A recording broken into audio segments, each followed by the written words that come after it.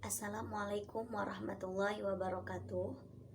Kepada yang terhormat Bapak Gilang Mas Ramadan, MPD, selaku dosen pengampu landasan pendidikan. Perkenalkan, nama saya Munirah dari PGSD 1A Sukaraja. Saya akan mempresentasikan landasan yuridis pendidikan. Sebelum kita membahas mengenai landasan yuridis pendidikan, maka kita harus mengetahui terlebih dulu apa itu pendidikan.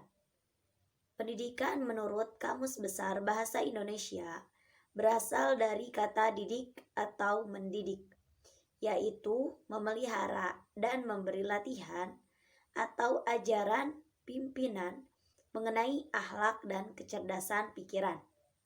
Menurut Ki Hajar Dewantara, pendidikan adalah memajukan budi pekerti, pikiran, serta jasmani agar dapat memajukan kesempurnaan hidup dan menghidupkan yang selaras dengan alami dan masyarakat. Sedangkan pendidikan menurut Undang-Undang Nomor 20 Tahun 2003 adalah usaha sadar dan terencana untuk mewujudkan suasana belajar dan proses pembelajaran agar peserta didik secara aktif mengembangkan pelajaran, mengembangkan dirinya untuk memiliki kekuatan spiritual keagamaan, pengendalian, kepribadian, kecerdasan, akhlak mulia, serta keterampilan yang diperlukan dirinya, masyarakat, bangsa, dan negara. Landasan yuridis pendidikan. Kata landasan dalam hukum berarti mendasari atau melandasi atau titik tolak. Landasan yuridis merupakan pertimbangan atau alasan ataupun menggambarkan bahwa peraturan yang dibentuk untuk mengatasi permasalahan hukum atau mengisi kekosongan hukum dengan pertimbangan aturan yang telah ada, yang akan diubah atau yang akan dibuat guna menjamin kepastian hukum dan rasa keadilan masyarakat.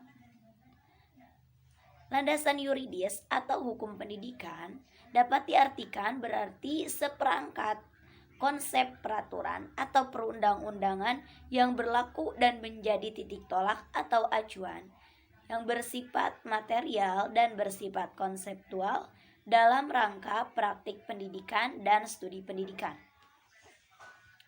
Sekarang kita sudah tahu apa itu landasan hukum pendidikan. Tapi, apakah kita tahu apa itu hukum?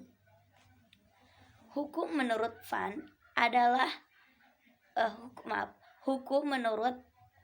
Kan adalah keseluruhan peraturan hidup yang bersifat memaksa untuk melindungi kepentingan manusia di dalam masyarakat. Peraturan dalam menjalankan kehidupan diperlukan untuk melindungi kepentingan dengan tertib. Jadi, hukum adalah aturan yang mengikat, di mana yang melanggar mendapat sanksi. Lalu, apa hubungan pendidikan dan hukum?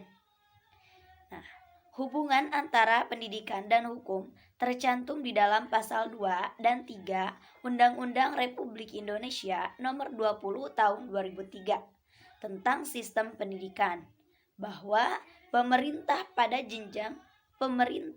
menjalin terselenggaranya wajib belajar minimal pada jenjang dasar, pendidikan dasar tanpa dipungut biaya. Wajib belajar merupakan tugas dan tanggung jawab negara, diselenggarakan oleh lembaga pendidikan nasional, pemerintah daerah, dan masyarakat. Dalam hal itu, maka tujuan pendidikan nasional akan tercapai sesuai dengan harapan dan cita-cita bangsa. Apa saja yang termasuk landasan yuridis pendidikan? Pertama, pembukaan Undang-Undang Dasar 1945. Kedua, Undang-Undang Dasar 1945 sebagai landasan yuridis pendidikan Indonesia. Ketiga, Pancasila sebagai landasan ideal sistem pendidikan nasional. Keempat, ketetapan MPR sebagai landasan yuridis pendidikan nasional. Kelima, undang-undang dan peraturan pemerintah sebagai landasan yuridis pendidikan nasional. Keenam, keputusan presiden sebagai landasan yuridis pendidikan nasional. Ketujuh, keputusan menteri sebagai landasan yuridis pendidikan nasional. Dan terakhir, instruksi menteri sebagai landasan yuridis pendidikan nasional. Berikut adalah undang-undang pendidikan yang membahas landasan yuridis pendidikan.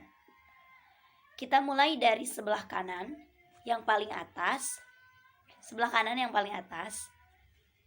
Yang pertama yaitu landasan yuridis pendidikan pada pembukaan Undang-Undang Dasar 1945.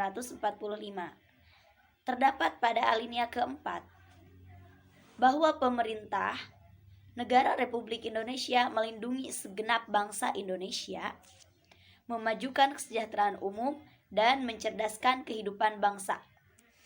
Selanjutnya, terdapat pada Undang-Undang Nomor 14 Tahun 2005 membahas mengenai dosen dan guru. Dan di kanan bawah terdapat Undang-Undang Nomor 20 Tahun 2003 tentang Sistem Pendidikan. Di bagian atas sebelah kiri terdapat Undang-Undang 1945 Pasal 31 mengenai pendidikan dan Pasal 32 mengenai kebudayaan. Selanjutnya, ada Undang-Undang Republik Indonesia Nomor 2 Tahun 1989 tentang kesempatan berpendidikan, dan di pojok bawah kiri terdapat Undang-Undang Republik Indonesia Nomor 19 Tahun 2005 tentang Standar Nasional. Slide selanjutnya membahas peraturan pendidikan. Terdapat 18 peraturan pendidikan. Maka saya akan menjelaskan secara singkat tentang peraturan pendidikan tersebut.